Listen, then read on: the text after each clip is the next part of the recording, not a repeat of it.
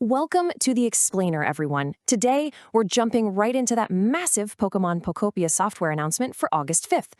Our goal here is to completely separate the surface-level free updates from the deep-sea premium content, so you know exactly what to expect when you boot up your game. If you've been wondering how these new aquatic mechanics are going to change your day-to-day town building, well, you are in the exact right place. So, here is our roadmap for today. First, welcome to the next chapter. Second, free update Mastering the Dive. Third, Part 1, Exploring Bubbly Basin. Fourth, Underwater Town Development. And finally, The Future, Parts 2 and 3. All right, Section 1, welcome to the next chapter. We're kicking things off by looking at this monumental dual release arriving on August 5th, 2026. This isn't just a standard patch, guys. It's a complete shift in how we interact with the world of Pokopia. Nintendo is dropping a tidal wave of content, literally. We're getting both a free baseline update, version 2.0.0, and the first wave of the paid DLC dropping simultaneously. This dual release strategy means that whether you're opening your wallet or just updating your base game, August 5th is going to be a massive day for your save file. Moving on to Section 2, free update Mastering the Dive. Let's start with the foundation, the version 2.0 free software update. This is what builds immediate goodwill for every single player, completely free of charge. Now, what's really wild here is how the new dive move transforms underwater traversal from a short, temporary swim into long-term, expansive town building. The developers have fundamentally flipped the script on the environment. You aren't just exploring anymore, you're basically colonizing the ocean floor. You can literally lay down railway tracks from the land straight into the water and ride a handcar all the way through. Just imagine building a whole relaxation area or crop field right next to wild water-type Pokemon. It is absolutely brilliant. Okay, listen up, because here is a crucial pro tip to make sure you hit the ground running on launch day. Follow these exact steps right now to prep your save file. First, make sure you know the moves Surf and Jump. Then, head over to Bleak Beach and complete the Raise the Environment level request. Do that, and you'll be perfectly positioned to have Manaphy teach you the dive move the second the update drops. Easy, right? But what else lies beneath the waves? Once you've mastered that free dive mechanic and built a few underwater handcar tracks, you might be asking yourself just how deep this ocean really goes if you opt into the premium experience. What happens when you combine the new free movement mechanics with an entirely new, massive zone? Which brings us perfectly to Section 3, Part 1, Exploring Bubbly Basin. This is the paid DLC, Expansion Pass Part 1, and it relies entirely on your new dive ability to function.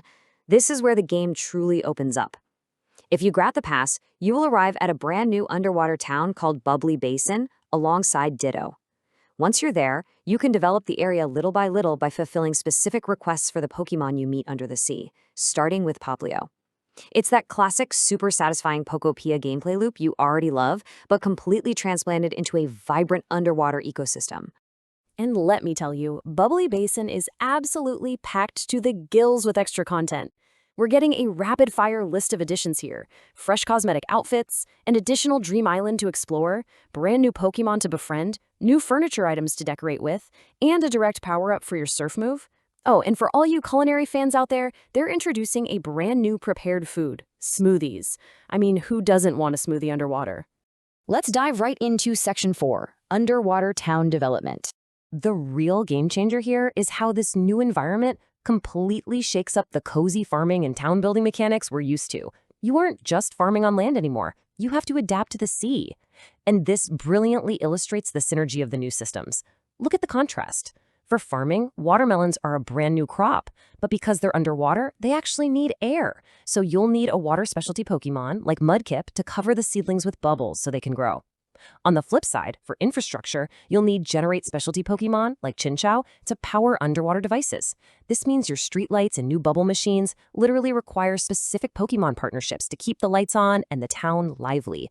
It's like a giant puzzle you have to manage. And it gets better. On top of that, you can use these new buoyant blocks. With the help of underwater building Pokemon, these blocks allow you to construct floating buildings at varying depths. You are no longer restricted to a flat plane of land.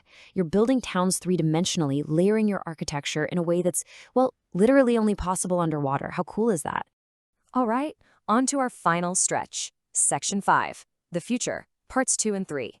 Let's see how this all builds into the broader roadmap for the rest of the year and beyond. Because while August 5th is huge, it's really just the beginning of this expansion pass. While Part 2 won't add a new town, it will introduce a hugely anticipated feature in late 2026, dressing up alongside your Pokémon.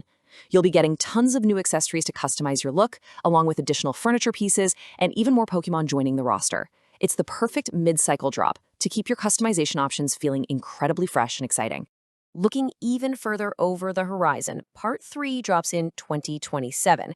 And guys, this one is going to be massive, bringing another entirely new town to the game alongside even more Pokémon and furniture. The developers are keeping the exact details of this 2027 town totally under wraps for now, but it promises to be a major, major expansion to the world map. So when you look at the overall timeline, it clearly justifies the premium model. You aren't just paying for an August update. You're securing a steady stream of content, keeping your game fresh from this summer all the way through next year. From Bubbly Basin right away, to accessories in late 2026, to a brand new unannounced town in 2027. Just keep in mind that individual parts cannot be purchased separately. One expansion pass purchase on the Nintendo eShop secures your ticket for all 3 waves of content. You buy it once, and you are locked in for the entire ride through 2027. Nice and simple. So are you ready to make a splash and unlock the mysteries of Bubbly Basin? With your save file prepped and the roadmap clear, it's time to boot up that console on August 5th and discover just how deep your Pokopia adventure can go. Remember to get that Bleak Beach request finished today so you can grab the dive ability from Manaphy on day 1. But as we wrap up this explainer, I want to leave you with this thought. With full 3D building and deep sea survival entering the mix, is this the end of flatland farming? How is this new verticality going to change the cozy gaming genre forever? We'll just have to wait and see.